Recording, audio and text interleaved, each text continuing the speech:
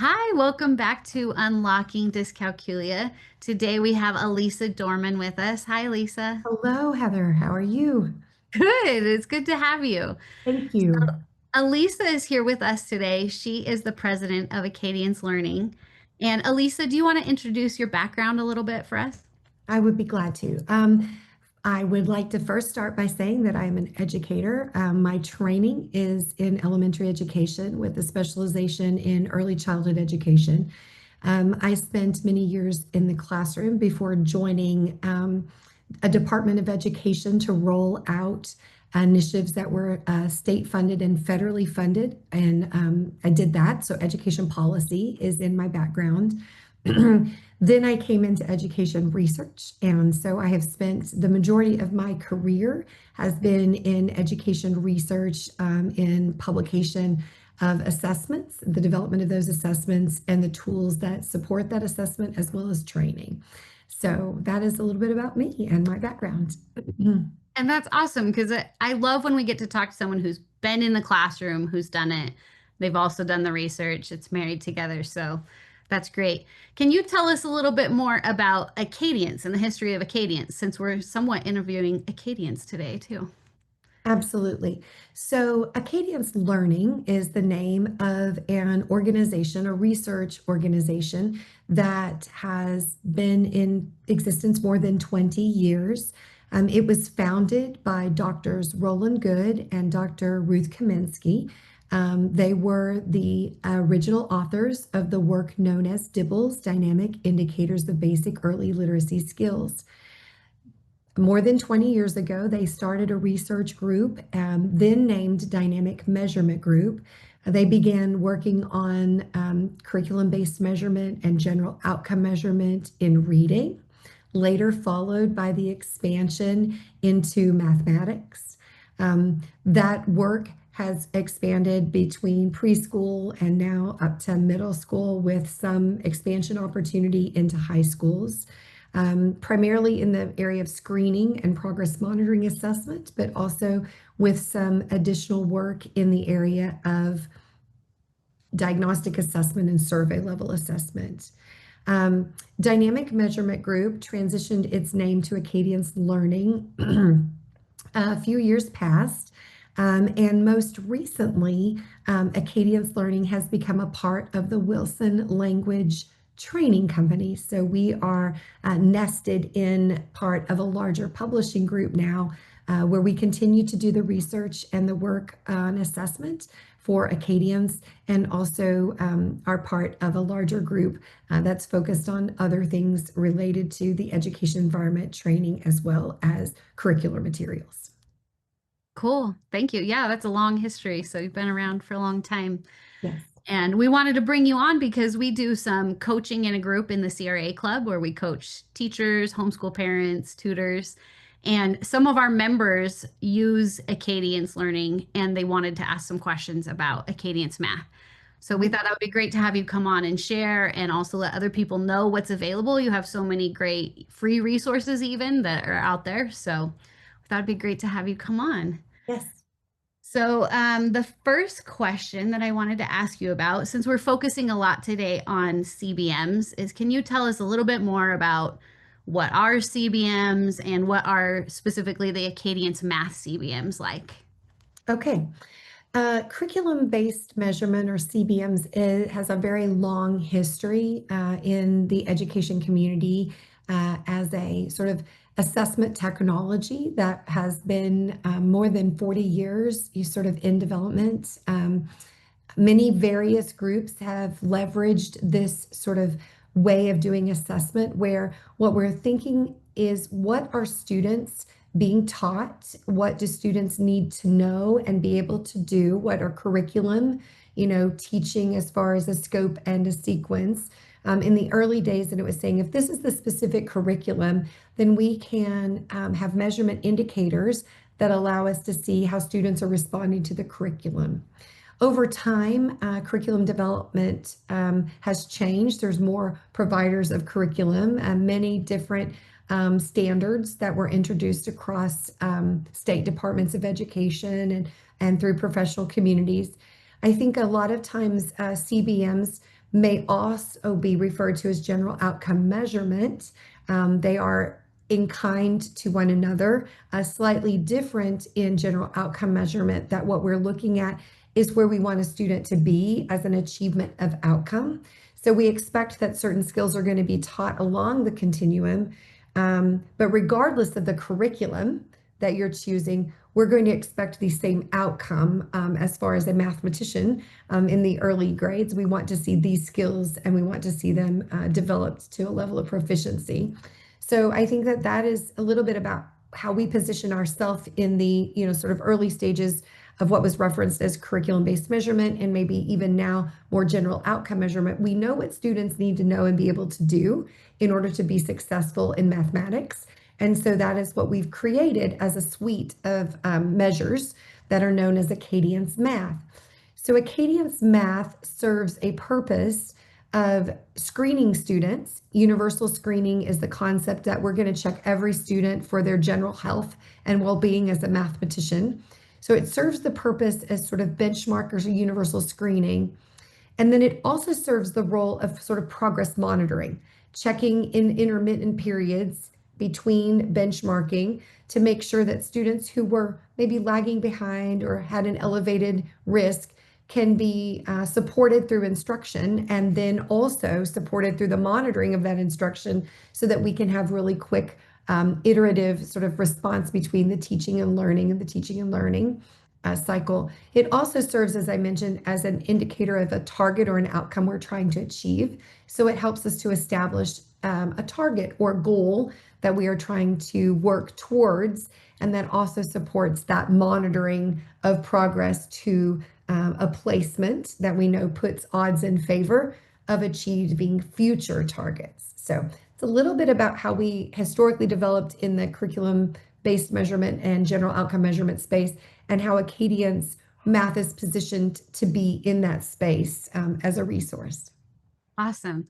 And so let me just maybe describe what one looks like for anybody who may not have seen this. I know some of our listeners have, some maybe have never seen this before. So I'll just give an example from when I was in the classroom, in the third grade classroom, what we might do, because we use these exact CBMs. So we would give the third grade CBM, and it just had a variety of problems. And it was mostly things that we would be teaching in third grade that year. So that at the beginning of the year, you could see what they know. And then as you go through the year, you could compare. My particular school also chose to always give the grade level prior. So we would also give the second grade CBM.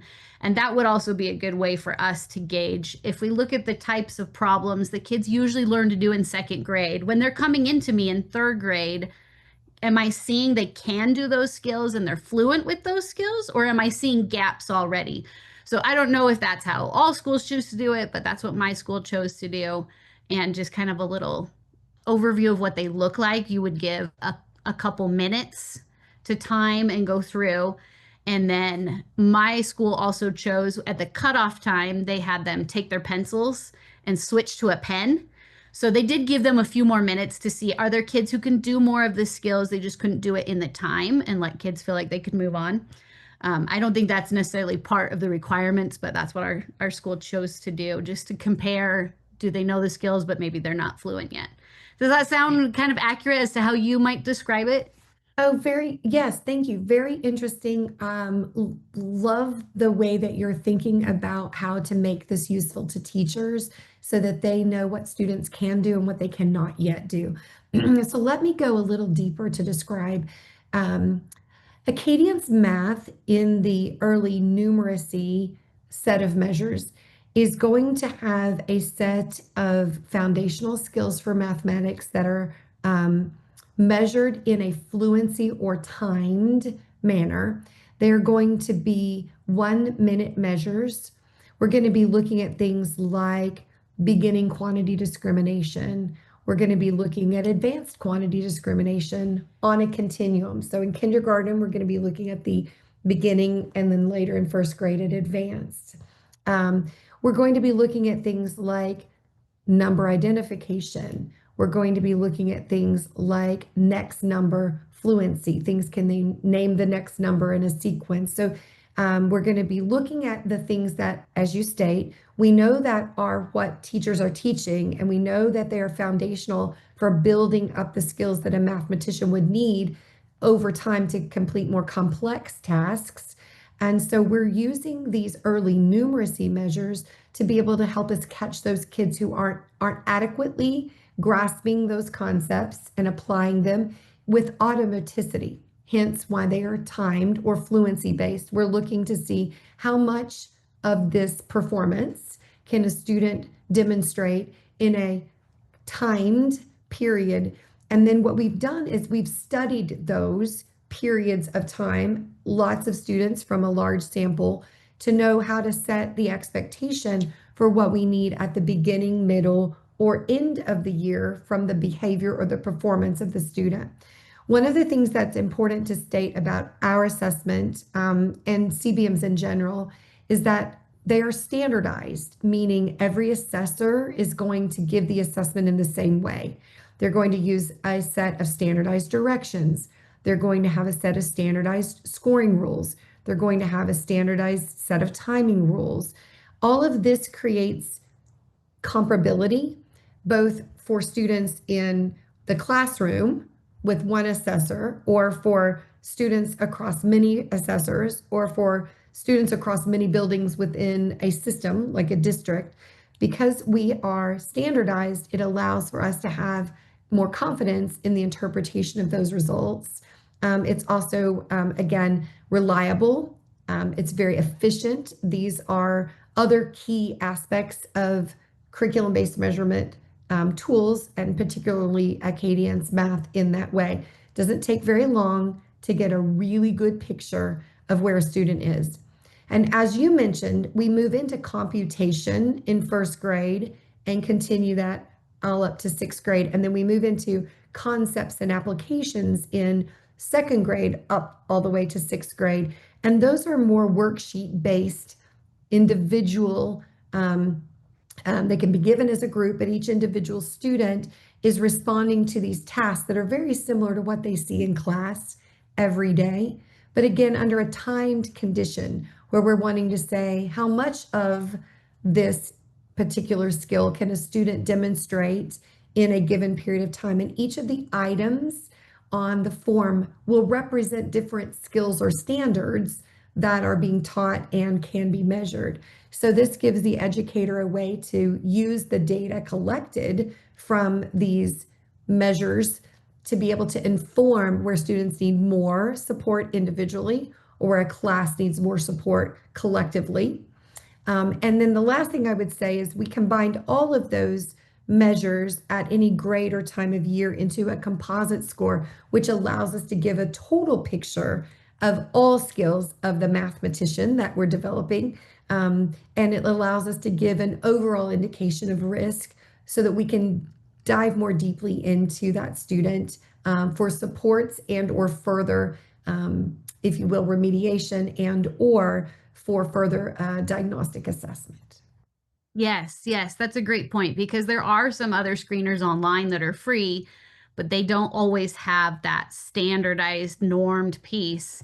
And so you might give it, and then what do you do with the data if you're not really sure? Well, did all the students struggle because they're supposed to struggle, or does my whole class need class-wide intervention?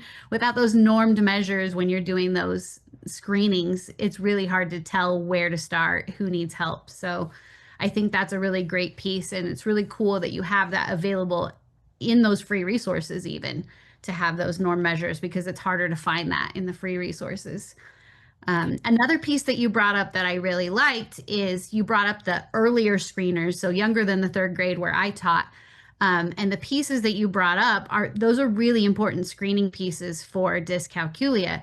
If we look at Daniel Ansari's research, and he does a lot with both looking at some of like the dot comparison, quantity discrimination type of thing, but also comparing that with sequencing of numbers, like you said, what comes next. And he's finding that that can be one of the most sensitive measures for, is a kid at risk for dyscalculia? Can they sequence those numbers? Can they say which one's greater than another? Can they put three numbers in order, least to greatest? So you have those pieces built in, and that's really great that those are there so you can see who might be at risk for dyscalculia. I think that you are right. Our measures are intended to be prevention oriented, is the sort of framework we like to speak from. We're trying to prevent the risk from ever really occurring when possible. And by using measures and assessment in the early grades that are measuring these foundational skills and also are sensitive enough to be able to see what students, can do and cannot do at very discrete levels, we're able to build that sort of profile of risk that you're talking about, knowing when we need to go deeper and further into the evaluation process so that we can potentially identify learning differences as early as kindergarten or first grade, rather than waiting until a student has a educational gap, because we didn't see that until maybe the old model of a discrepancy-based model where they aren't performing like peers. They have, a vast gap of difference in performance, and then we respond. So again, we're trying to catch them as soon as we begin to see that they are lagging behind their peers in light of or in the presence of effective instruction in math, right? So when we know effective instruction is happening and they begin to lag, we can quickly begin to respond with the right amount of treatment and support, if that makes sense. Yes, yes. And I feel like in the reading world, people are so much better at doing that. And then often it's missing in math materials. So I really appreciate that you have that, because sometimes in the math world, people say, well, lots of people are bad at math. And so we just wait until kids are fifth grade before we say, actually, there might be a real struggle here. And Mm. so many kids, if we could prevent that and target that early on, they wouldn't have to experience that struggle of reaching fifth grade before someone decides they really need help. Agree. I know we've talked about this a little bit. Is there anything else you wanted to add about the research that has gone into the creation of the math CBMs? Well, I think that there is something that's really important, and you mentioned it, earlier in reference a little bit to our work and the fact that we are a research organization. I think the one thing that I would want to underscore, I think about the importance of research when it comes to the development of assessments, is we spend many years in sort of the process of reading the work in the community and understanding what those who are conducting research in mathematics would be saying about how students learn, what are important skills. And then we start to think about then what are the things that we can measure that will allow educators to see if those skills are in place. And so will draft, come up with design specifications for measures. We'll draft those and we'll test them. And we'll do that through studies. And then over time, through each of the measures that we've talked about, there'll be iterations of that form based on informed feedback from users, both the qualitative data and the quantitative data, right? We're looking at what the data says from an analysis perspective about how it works in function and form for the students in measuring their outcomes, but also in the way that educators find ease of use and sort of value for that measure. And then we move out of those stages, which are usually like pilots, into like a full-on study where we're examining the validity and the reliability of the measures in predicting to an outcome, an external outcome, another test of high quality for mathematics. And we say, how are these measures that we've created aligned to and matching what others have already found to be a valid assessment? And then that gives us the power of being able to say that we are predictive to an external measure. It allows us to create the predictions within our own measures, and it allows us to create a framework for interpreting results. So I think the thing I would only say is that Acadience Math, like other Acadience assessments, goes through a multi-year, multi-phased research plan that results in only publication after we have evidence and or data that shows that it can be technically adequate in the purpose intended for screening for risk, benchmarking, and or monitoring students towards outcomes. So That's the only other thing I would add is just that we do this work over many years before we ever even publish for users to be able to access. So you can know that when we have it published out of research and into commercial or published form, it is only after years of testing and iterative research work. That's awesome. And you shared a technical brief with me, a link to that, and I can put that in the blog post if anyone wants to read Great. more about the research. So since we have some schools who are using the paid materials, but we also have, families, homeschool parents who might use some of the free materials, can you explain a little bit about the difference between what's in both of those? Yes. So many years ago, Dr. Good and Kaminsky really were committed to making the resources that they had created available to really anyone that wanted them. So we host our materials on our website for free download. So once they are out of research and into publication, you can get the assessment manual. You can get the assessor forms like scoring booklets. You can get the forms that face students, so the students would react to items on paper. You can get in math the worksheets that students would actually work for themselves. You can get the scoring keys that assessors would use to score against. All that you need to be able to effectively implement Acadience math can be accessed off of our website at no charge. We have a relationship in commercial public publication relationship that allows for us to work with a vendor to package those materials so that they can produce them in mass quantity. They can produce them with durable material, material that will sustain a long period of time in use. And so those are packaged into commercial kits.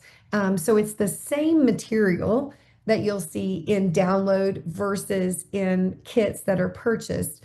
The real difference is just in the paper weight, quantity of items in, you'll have the files digitally if you download, you'll have physical materials if you buy in commercial. You can use them mixed and matched. It won't be a problem. You could start one way and transition to the other way, whatever you need, but it's really often informed most by either somebody stepping into it slowly and testing it out to see if it's going to work from them. The free download materials are great for that. Or maybe there's a budgetary consideration where free materials right now are the way that you can start.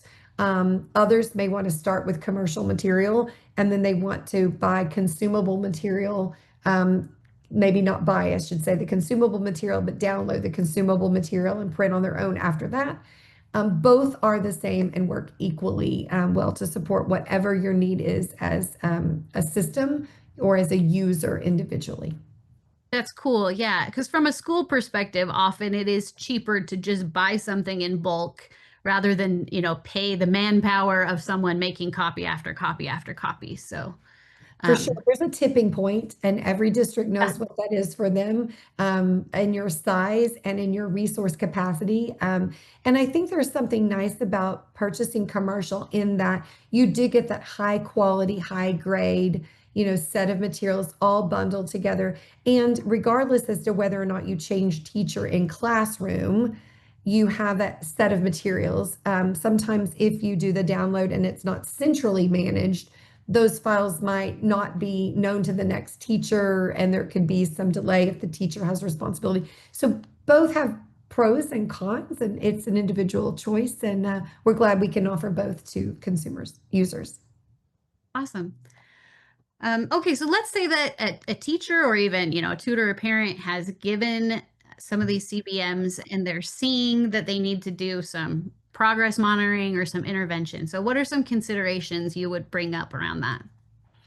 Well, one, I believe the real power of assessment is in the monitoring of students towards important outcomes. So, being able to know where students are through screening is really important and not to be understated. But for any student who is screened and found to have a level of risk, it's what we do after that that really, really matters. And it is the monitoring of that teaching learning cycle that we were talking about that's really going to have the greatest opportunity to change the student individually, their outcome, because we've taken them from a level of risk to now a level of being back on track with low risk and hopefully being able to stay at grade level expectation. So there are some important reasons why educators and or tutors would want to be monitoring. Mostly it is to be given that ongoing feedback, that you can say what I'm doing is working for this particular student. And it will also be a way to determine, if students are making what we're going to call adequate progress towards, not just if they're making progress, but if the progress is adequate, meaning the rate over time, is incremental to get to the goal versus flat, for example, against what we would call an aim line. And in knowing that, it gives them the power to make a timely decision about what they're doing. They don't have to wait to the end to find out that the student didn't make it. They're being able to monitor all along, frequently, every week, every other week, across a continuum, in order to be able to see if the student is likely to achieve that outcome with the support they're giving, or if they need to modify the support that they're giving in order to have a greater probability of achieving that outcome. So you asked for considerations. I think those are reasons why I think it's important. I just wanted to underscore that if you're only assessing through benchmark, you're missing a really important component to Acadience math, and what I would believe is to a good comprehensive sort of mathematics system in your elementary school. That's the what you teach, the curriculum, and then how you see if what you're teaching through data is working. And the progress monitoring data is just not to be overlooked. It's a really important component to a good, wide, comprehensive model. And so the things that you would do after you have some initial data is you would start to find the kids who are on track and separate them over here from the kids who are not on track. That's the first thing you would do. We call that identifying the need. We use an outcomes-driven model. So we're using 5 steps. So we're going to identify the need, and that's where we're going to identify students. And that's also the time in which we're going to think about the materials. The materials that we use to monitor are appropriately matched to what we're teaching. So the skill we're teaching and in the level that we're teaching, we're going to match material. That could be in grade level material. It could also be in material lower than the grade level they're assigned. You sort of indicated that before when you were saying we wanted to see where students are in 3rd grade, but we also wanted to see if they had the skills from 2nd grade, because some students may not have those 2nd grade skills yet, and that might be a better place to monitor them, but we still expect them to achieve the 3rd grade outcomes. So it gives us the chance to accelerate them when we are monitoring out of level based on where they need. So selecting the right material, setting the goal that we want, what is enough of something to know that they have achieved the expected outcome. So we have to set a goal for this student. I want them to achieve this outcome by a certain date and time, as evidenced by a goal that's been set for them. And so we have goal setting as another step for implementing. And we usually typically do that in sort of the plan stage. So step 3, where we're putting together the plan for the student. So we've got the student, we've got the material. Now let's put the plan together. When we're putting the plan together, the next thing to consider is the frequency of monitoring. So do I monitor on a frequency that is in response to the student need? Of course. The more urgent the need, the farther behind they are, the more frequently we would want to monitor so that we can make the adjustments in a more quickly and timely, sort of quick and timely manner. And so that is one thing also, is frequency. Quickly on this side, we would recommend that students who are well below the benchmark be considered for monitoring every week. And we would consider not less than every 2, but we would consider students who are at some risk, so just below the benchmark, to be monitored at least every 2 weeks, but not less than every 4. So somewhere in that 2 to 4 week range. For students who've achieved the time of year benchmark, either at or above, those students should be okay in the presence of good, effective instruction to the next benchmark period. We've got data and evidence to support that. So we don't need to worry about monitoring them. Their next monitoring will come at the next benchmark period. So I just wanted to say figuring out the frequency is really important. I would also add that monitoring is not the practice that changes the student outcome. Mm, Monitoring in and of itself won't help kids become better mathematicians. Monitoring right. helps teachers know how to refine the teaching so that what they're teaching is actually meeting needs of students. So if they find that the student isn't making progress, they can adjust their teaching versus if the student is making progress, they can keep going. So the really other important part about progress monitoring is finding time to look at the data and to use the data to make those important tweaks, if necessary, to how you're teaching based on what you're seeing about how they're learning. And then the other consideration is just how you're going to manage all the data.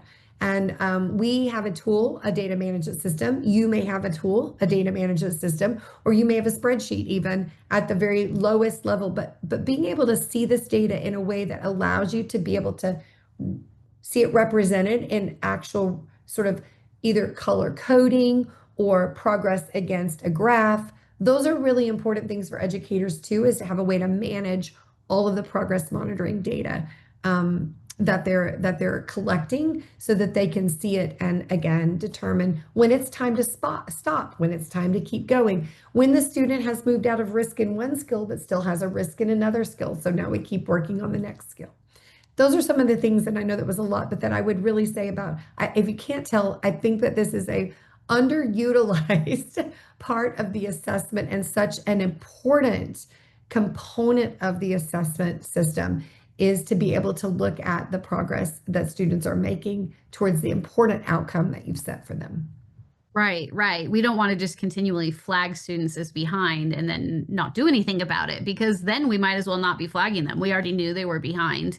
So it needs to drive the instruction.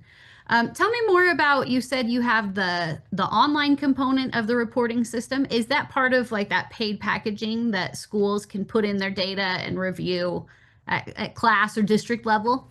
Great, thank you. Yes, we have a data management system we call Acadience Learning Online. And there are ways to support users in their implementation, whether or not they choose to administer the assessment itself on paper pencil method. A teacher has a paper booklet. The student is responding to tasks. The teacher is scoring in the booklet to those tasks. And then the teacher is calculating the results by hand. If they want to be able to manage their data, they can take that method, paper pencil method, and take those calculated scores and enter them into a data system, again, manually, and get data visualizations, data warehousing, reporting features. There's also a method of administering where you can do it digitally using a touchscreen device like an iPad or a Chromebook. The teacher can still have students react to the items on paper, but would score that using the digital environment. And then the digital environment would automatically calculate those results, automatically store those results, and automatically report those results.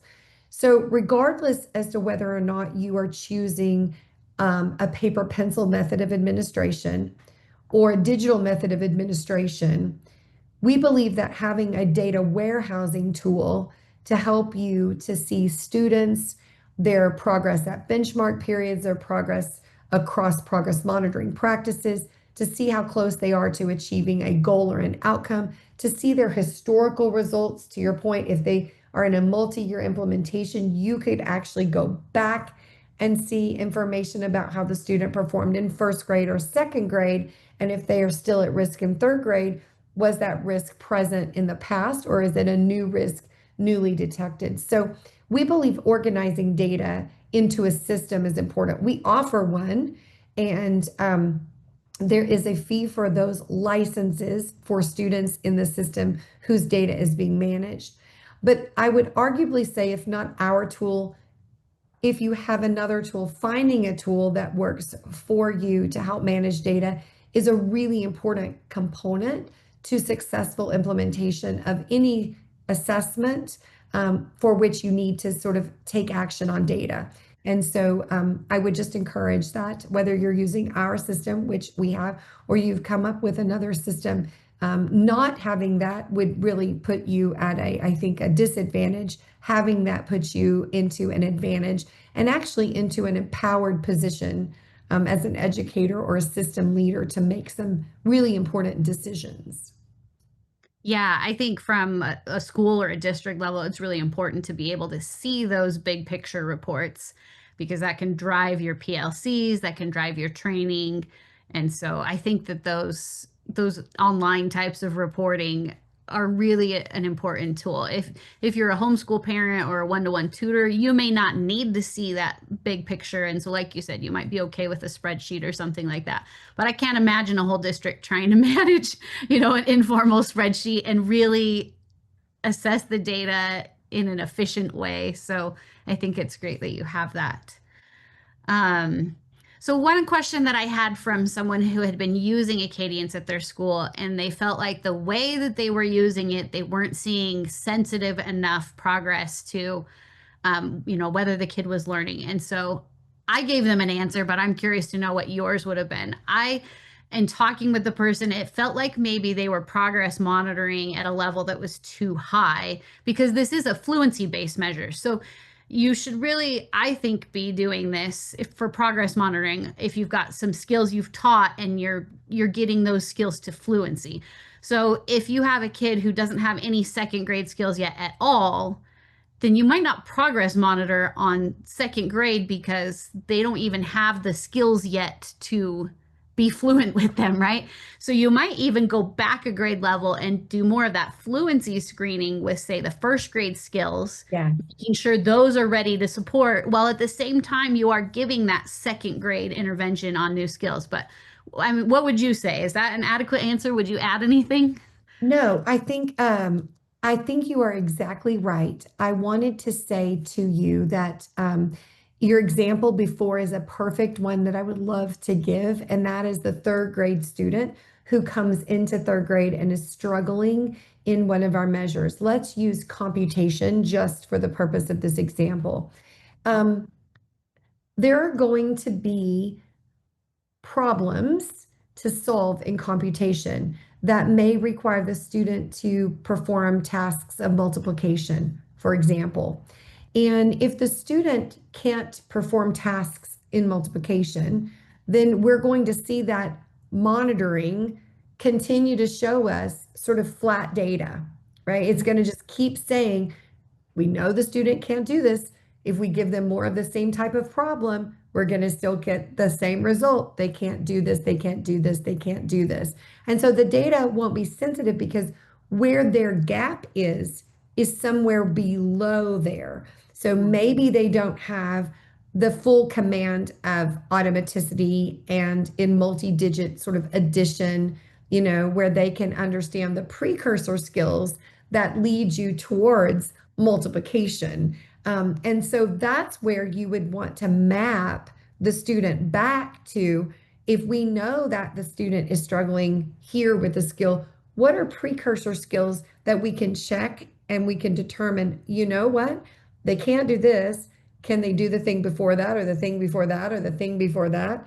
And you find the place where you can support them. So in this example, again, hypothetically, we might be better to monitor them in second grade computation or even first grade computation, finding out that their skill was more of a gap than we realized, building that back up until we can get them to where they can be at grade level for monitoring. So that's why you want to get the just right, is what we call it, placement into progress monitoring, which will allow you to have that sensitivity that you're saying the educator is seeking to know if what they're doing is working, instead of saying, I'm doing something, but I'm still testing in something that's too difficult and I can't really see that my effort is resulting in change. I think you may be right. We might not have the right match between material in monitoring and material that we're teaching. The closer we get those to the match, the more sensitive the monitoring will be to help the educator know if what they're doing is working. Yeah. Okay, awesome. Um, what are some ways to review the data and see if students are making adequate progress? We talked about this a little bit, but maybe let's talk more about, you said you might have an aim line. Does Acadience have recommendations for the aim line and what the aim line should look like? Things like that.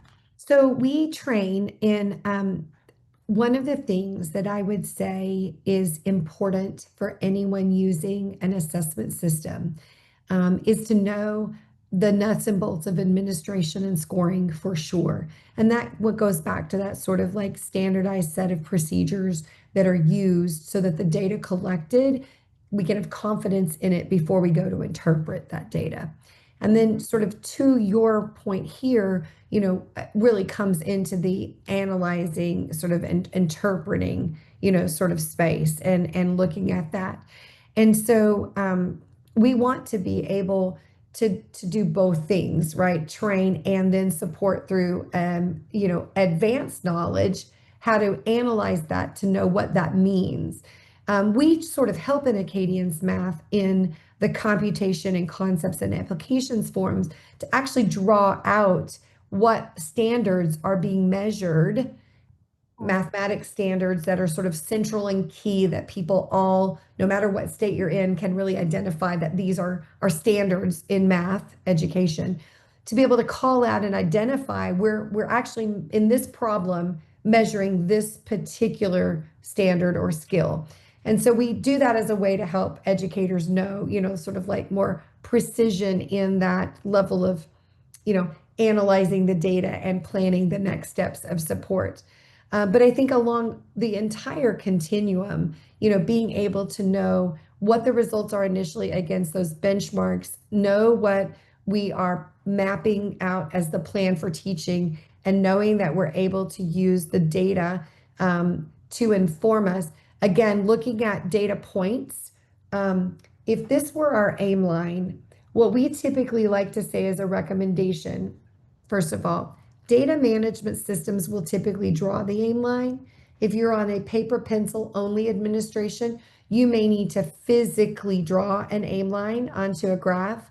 An aim line means that we're going from initial starting point, so the score of the first score we're looking at that identified the need for more support, to the target that we are saying the student must achieve, whether that's a one semester target or a whole year target. We're looking at an aim line is giving us sort of a slope that is reflective of a rate of improvement over time that a student must make in order to achieve the target. And so again, systems will typically draw this. Again, if we see 3 data points trending below an aim line, you can know that that student may continue to make progress, but the progress they make will not make the goal on time. Yeah. Students who are trending above the aim line know that they will, even if just hovering, will hit that target by the time we expect them to. So if you're above the aim line, keep going, do what you're doing. If you're below the aim line, at least 3 times in a row, we say stop and reflect and consider a change. If Yeah. you're bouncing up and down over time, you're bouncing, we have less certainty, but it doesn't mean it's not working, because anyone can have a day in which they have a performance that is interfered by many other things. So again, the recommendation is if the trend is above the aim line, keep going.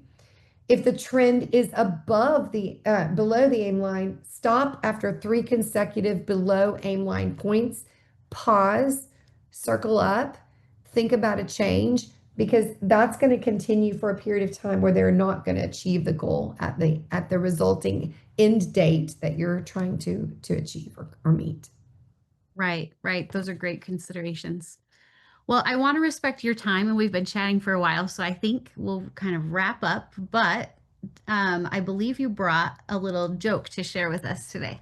I did. I was trying to think of one that would fit this community. You didn't ask me to necessarily, but I wanted to try to bring one that would maybe fit this community. So here it is. The minus sign was talking to the positive sign. The minus sign asked, "Are you sure I make a difference?" And the other sign said, "I'm positive." Oh, I love it. That's a great one. And I just thought that was appropriate because I am positive that you and this sort of environment you're creating, this community, is going to have a positive impact for those that are joining the community and learning more about the importance of mathematics. So I thought it was appropriate and really reflective of the work that you all are doing. So I am positive you're making a difference. Well, thank you so much, Alisa, for the compliment and also for your time today. We really appreciate you sharing. So we'll get these materials online, link to them. So if anyone's listening to this, they can go to the blog post, find links to go check all of this out. We thank you Thank so you, much. Heather. Thanks.